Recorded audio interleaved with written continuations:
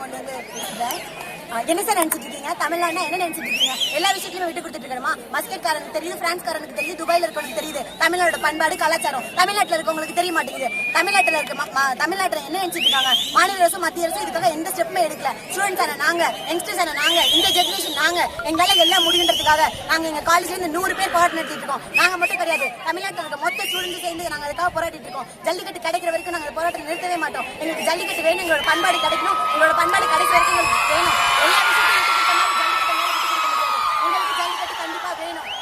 எல்லா விஷயத்தையும் பறிச்சுக்கிட்டீங்க, தமிழையும் அழிச்சிட்டு இருக்கீங்க கொஞ்சம் கொஞ்சமா. இப்படியே அழிச்சிட்டே இருந்தா நாங்க தமிழ்நாட்டுல இருந்து என்ன சார் போவோம்? எங்களுக்கு தமிழ்நாடு வேணும், தமிழ்நாட்டோட கலாச்சாரம் வேணும், பண்பாடு வேணும். எங்களோட தமிழ்நாட்டோட பண்பாடு தான் மத்தவங்க பாராட்டிட்டு இருக்காங்க. எங்க தமிழ்நாட்டை வாழ வைக்கும் தமிழ்நாடு எங்க தமிழ்நாடு தான். வந்தாரை வாழ வைக்கும் தமிழ்நாடுன்னு எங்க தமிழ்நாடு போட்டு ஏதாவது பாராட்டிட்டு இருக்காங்க. அப்படிப்பட்ட தமிழ்நாடை எப்படி நீங்க அழிக்கலாம்? ஜல்லிக்கட்டுன்றது எங்களோட முக்கியமான ஒரு அடையாளம். அந்த அடையாளத்தை நீங்க அழிக்கணும்னு நினைச்சா எங்க தமிழ்நாட்டையே அழிக்கிற மாதிரி. ஸ்டூடெண்ட்ஸ் எங்களால எல்லாமே முடியுன்றதை நாங்க இந்த போராட்டத்தின் மூலமா தெரிவிக்கிறோம். கண்டிப்பா ஸ்டூடெண்ட்ஸ் எங்களால முடியும். நாங்க சாகிற வரைக்கும் இந்த போராட்டத்தில் இருப்போம். மத்திய அரசும் மாநில அரசும் எங்களுக்காக இல்லைனாலும் நீங்களே ஒரு தமிழன்றத கொஞ்சமாவது ஞாபகம் வச்சு இதுக்காக நீங்களாவது ஏதாவது ஸ்டெப் எடுக்கணும். கண்டிப்பா ஸ்டூடெண்ட்ஸ் நாங்க இந்த போராட்டத்தை கைவிட மாட்டோம்.